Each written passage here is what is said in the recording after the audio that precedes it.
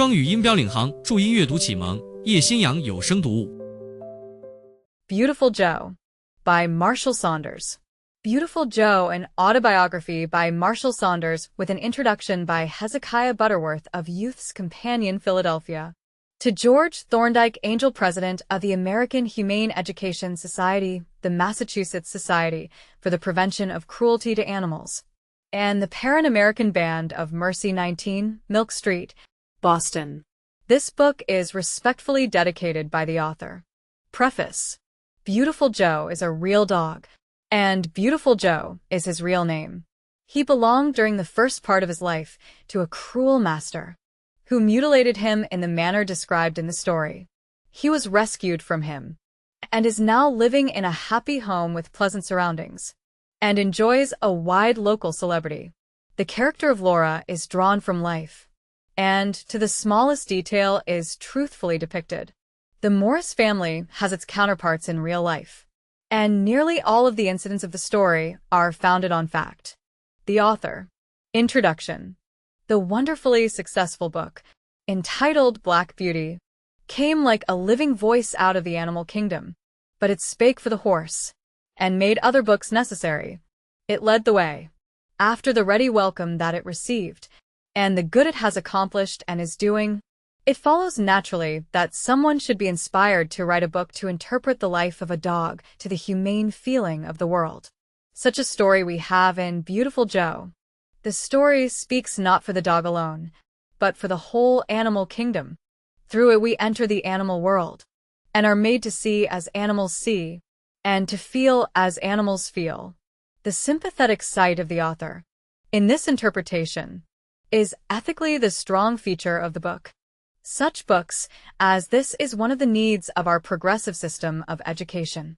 The day school, the Sunday school, and all libraries for the young demand the influence that shall teach the reader how to live in sympathy with the animal world, how to understand the languages of the creatures that we have long been accustomed to call dumb, and the sign language of the lower orders of these dependent beings. The Church owes it to her mission to preach and to teach the enforcement of the bird's nest commandment, the principle recognized by Moses in the Hebrew world, and echoed by Cooper in English poetry, and Burns in the Meadow Mouse, and by our own Longfellow in songs of many keys. Kindness to the animal kingdom is the first, or a first principle in the growth of true philanthropy. Young Lincoln once waded across a half-frozen river to rescue a dog, and stopped in a walk with a statesman to put back a bird that had fallen out of its nest. Such a heart was trained to be a leader of men, and to be crucified for a cause. The conscience that runs to the call of an animal in distress is girding itself with power to do manly work in the world. The story of Beautiful Joe awakens an intense interest, and sustains it through a series of vivid incidents and episodes, each of which is a lesson. The story merits the widest circulation, and the universal reading and response accorded to Black Beauty. To circulate it is to do good, to help the human heart as well as the creatures of quick feelings and simple language.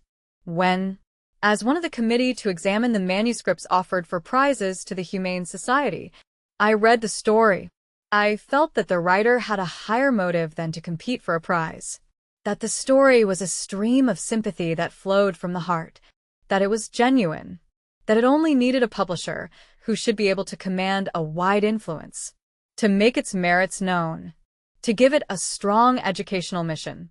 I am pleased that the manuscript has found such a publisher, and am sure that the issue of the story will honor the Publication Society. In the development of the book, I believe that the humane cause has stood above any speculative thought or interest. The book comes because it is called for. The times demand it. I think that the publishers have a right to ask for a little unselfish service on the part of the public in helping to give it a circulation commensurate with its opportunity, need, and influence. Hezekiah Butterworth, of the Committee of Readers of the Prize Stories offered to the Humane Society, Boston, Mass. Contents. Chapter 1. Only a Cur. Chapter 2. The Cruel Milkman. Chapter 3. My Kind Deliverer and Miss Laura. Chapter 4. The Morris Boys Add to My Name. Chapter 5. My New Home and a Selfish Lady. Chapter 6. The Fox Terrier Billy. Chapter 7. Training a Puppy. Chapter 8. A Ruined Dog. Chapter 9. The Parrot Bella. Chapter X. Billy's Training Continued. Chapter 11. Goldfish and Canaries. Chapter 12. Malta the Cat. Chapter 13. The Beginning of an Adventure. Chapter 14. How We Caught the Burglar. Chapter 15. Our Journey to Riverdale. Chapter 16. Dingley Farm. Chapter 17. Amar, Wood, and His Horses. Chapter 18. MRS, Wood's Poultry. Chapter 19. A Band of Mercy. Chapter 20. Stories about Animals. Chapter 21. Mr. Maxwell and Mr. Harry. Chapter 22. What Happened at the Tea Table. Chapter XXII. Trapping Wild Animals. Chapter 24. The Rabbit and the Hen. Chapter 25. A Happy Horse. Chapter 26. The Box of Money. Chapter 27. A Neglected Stable. Chapter 28. The End of the Englishman. Chapter 29. A Talk About Sheep. Chapter 30. A Jealous Ox. Chapter 31. In the Cow Stable. Chapter 32. Our Return Home. Chapter 33. Performing Animals. Chapter 34. A Fire in Fairport. Chapter 35. Billy and the Italian. Chapter 36. Dandy the Tramp. Chapter XXXVI. The End of My Story. Beautiful Joe. Chapter 1. Only Occur. My name is Beautiful Joe, and I am a brown dog of medium size. I am not called Beautiful Joe because I am a beauty. Mr. Morris, the clergyman, in whose family I have lived for the last 12 years, says that he thinks I must be called Beautiful Joe for the same reason that his grandfather, down south, called a very ugly colored slave lad Cupid, and his mother Venus. I do not know what he means by that, but when he says it, people always look at me and smile. I know that I am not beautiful, and I know that I am not a thoroughbred. I am only a cur. When my mistress went every year to register me and pay my tax, and the man in the office asked what breed I was, she said part fox terrier and part bull terrier. But he always put me down a cur. I don't think she liked having him call me a cur. Still, I have heard her say that she preferred curs, for they have more character than well-bred dogs. Her father said that she liked ugly dogs for the same reason that a nobleman at the court of a certain king did, namely, that no one else would. I am an old dog now, and am writing, or rather getting a friend to write, the story of my life.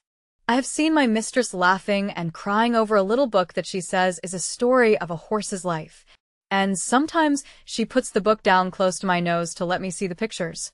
I love my dear mistress. I can say no more than that. I love her better than anyone else in the world, and I think it will please her if I write the story of a dog's life. She loves dumb animals, and it always grieves her to see them treated cruelly. I have heard her say that if all the boys and girls in the world were to rise up and say that there should be no more cruelty to animals, they could put a stop to it. Perhaps it will help a little if I tell a story. I am fond of boys and girls, and though I have seen many cruel men and women, I have seen few cruel children. I think the more stories there are written about dumb animals, the better it will be for us. In telling my story, I think I had better begin at the first and come right on to the end. I was born in a stable on the outskirts of a small town in Maine called Fairport. The first thing I remember was lying close to my mother and being very snug and warm. The next thing I remember was being always hungry. I had a number of brothers and sisters, 6 in all, and my mother never had enough milk for us. She was always half-starved herself, so she could not feed us properly. I am very unwilling to say much about my early life. I have lived so long in a family where there is never a harsh word spoken, and where no one thinks of treating anybody or anything, that it seems almost wrong even to think or speak of such a matter as hurting a poor dumb beast.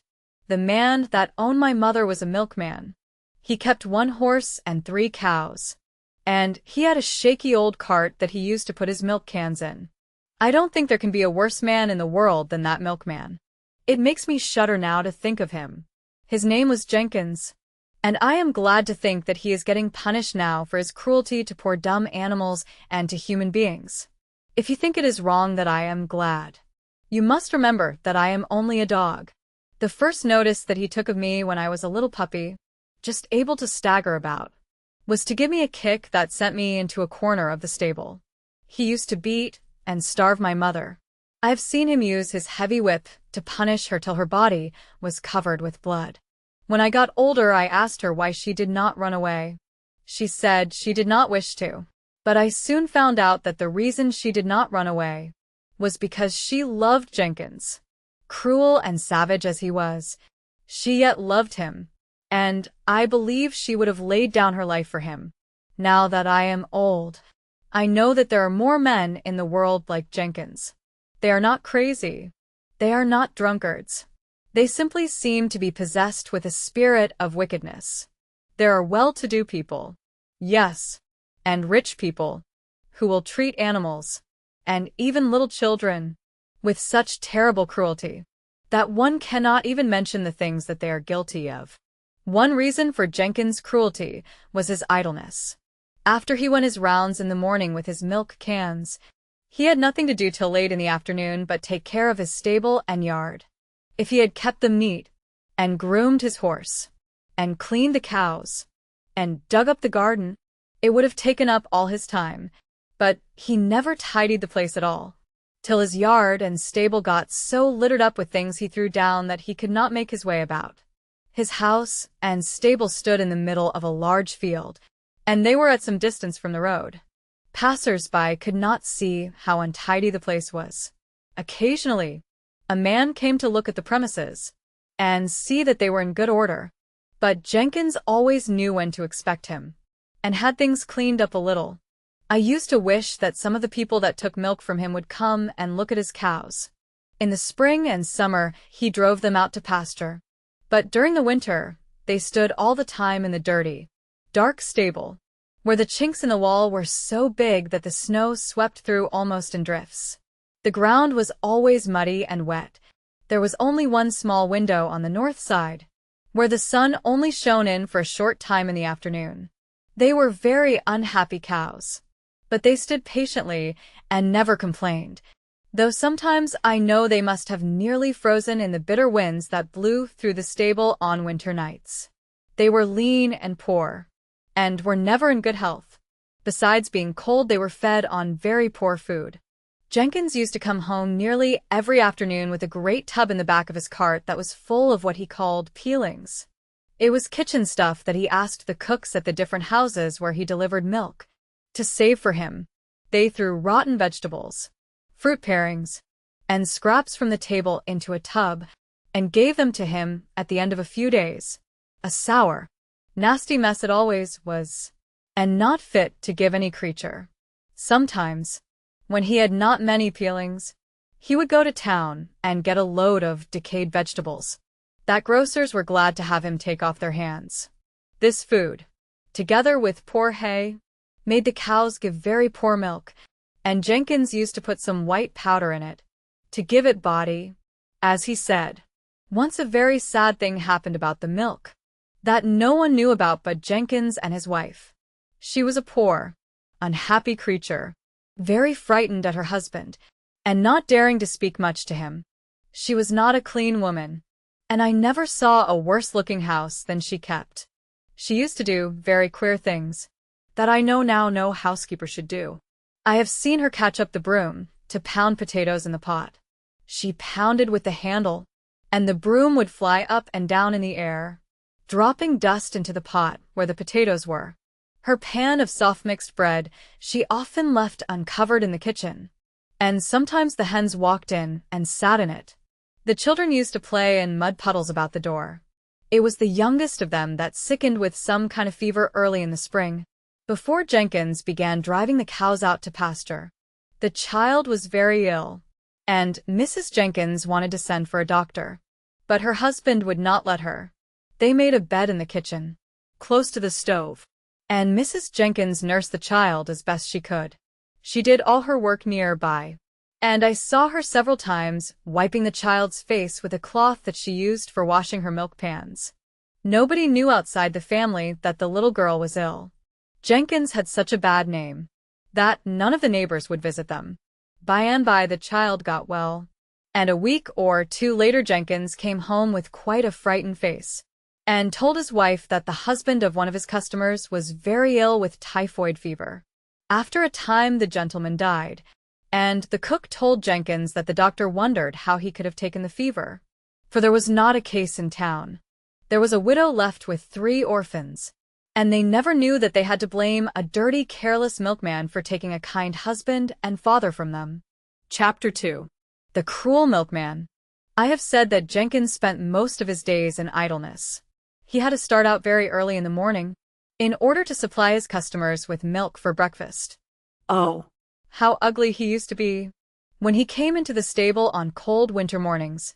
Before the sun was up, he would hang his lantern on a hook and get his milking stool, and if the cows did not step aside just to suit him, he would seize a broom or fork and beat them cruelly.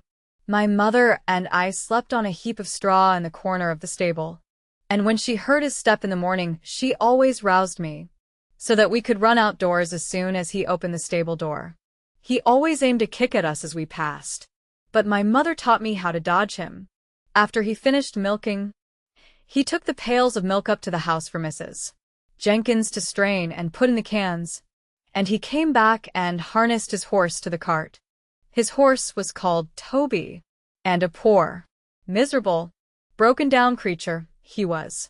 He was weak in the knees, and weak in the back, and weak all over, and Jenkins had to beat him all the time to make him go. He had been a cab horse, and his mouth had been jerked and twisted and sawed at, till one would think there could be no feeling left in it. Still I have seen him wince and curl up his lip when Jenkins thrust in the frosty bit on a winter's morning. Poor old Toby! I used to lie on my straw sometimes and wonder he did not cry out with pain. Cold and half-starved he always was in the winter time, and often with raw sores on his body that Jenkins would try to hide by putting bits of cloth under the harness. But Toby never murmured, and he never tried to kick and bite, and he minded the least word from Jenkins. And if he swore at him, Toby would start back, or step up quickly. He was so anxious to please him. After Jenkins put him in the cart and took in the cans, he set out on his rounds. My mother, whose name was Jess, always went with him. I used to ask her why she followed such a brute of a man, and she would hang her head and say that sometimes she got a bone from the different houses they stopped at. But that was not the whole reason. She liked Jenkins so much that she wanted to be with him. I had not her sweet and patient disposition, and I would not go with her. I watched her out of sight, and then ran up to the house to see if Mrs. Jenkins had any scraps for me. I nearly always got something, for she pitied me, and often gave me a kind word or look with the bits of food that she threw to me. When Jenkins come home, I often coaxed Mother to run about and see some of the neighbors' dogs with me, but she never would, and I would not leave her. So, from morning to night we had to sneak about, keeping out of Jenkins' way as much as we could, and yet trying to keep him in sight. He always sauntered about with a pipe in his mouth, and his hands in his pockets, growling first at his wife and children, and then at his dumb creatures. I have not told what became of my brothers and sisters.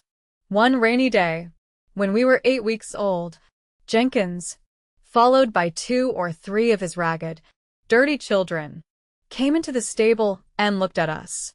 Then he began to swear because we were so ugly, and said if we had been good-looking, he might have sold some of us. Mother watched him anxiously, and fearing some danger to her puppies, ran and jumped in the middle of us, and looked pleadingly up at him. It only made him swear the more. He took one pup after another, and right there, before his children and my poor distracted mother, put an end to their lives. Some of them he seized by the legs and knocked against the stalls, till their brains were dashed out. Others he killed with a fork. It was very terrible. My mother ran up and down the stable, screaming with pain, and I lay weak and trembling, and expecting every instant that my turn would come next. I don't know why he spared me. I was the only one left. His children cried, and he sent them out of the stable and went out himself. Mother picked up all the puppies and brought them to our nest in the straw and licked them, and tried to bring them back to life. But it was of no use. They were quite dead. We had them in our corner of the stable for some days, till Jenkins discovered them, and swearing horribly at us, he took his stable fork and threw them out in the yard, and put some earth over them. My mother never seemed the same after this. She was weak and miserable, and though she was only 4 years old, she seemed like an old dog. This was on account of the poor food she had been fed on.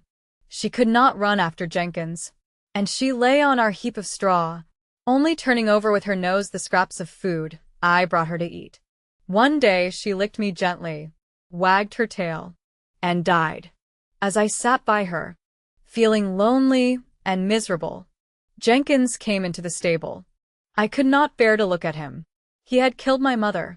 There she lay, a little, gaunt, scarred creature, starved and worried to death by him. Her mouth was half open. Her eyes were staring. She would never again look kindly at me, or curl up to me at night to keep me warm. Oh, how I hated her murderer. But I sat quietly, even when he went up and turned her over with his foot to see if she was really dead. I think he was a little sorry, for he turned scornfully toward me and said, "She was worth 2 of you. Why didn't you go instead?" Still I kept quiet till he walked up to me and kicked at me. My heart was nearly broken, and I could stand no more. I flew at him and gave him a savage bite on the ankle. "Oh," he said, "so, you are going to be a fighter, are you? I'll fix you for that." His face was red and furious. He seized me by the back of the neck and carried me out to the yard where a log lay on the ground. "Bill," he called to one of his children, "bring me the hatchet." He laid my head on the log and pressed one hand on my struggling body. I was now a year old and a full-sized dog. There was a quick, dreadful pain, and he had cut off my ear, not in the way they cut puppies' ears, but close to my head, so close that he cut off some of the skin beyond it. Then he cut off the other ear, and, turning me swiftly round, cut off my tail close to my body. Then he let me go and stood looking at me as I rolled on the ground and yelped in agony. He was in such a passion that he did not think that people passing by on the road might hear me. Chapter 3: My Kind Deliverer and Miss Laura. There was a young man going by on a bicycle. He heard my screams, and springing off his bicycle, came hurrying up the path, and stood among us before Jenkins caught sight of him. In the midst of my pain, I heard him say fiercely, "What have you been doing to that dog?" "I've been cuttin' his ears for fightin', my young gentleman," said Jenkins. "There is no law to prevent that."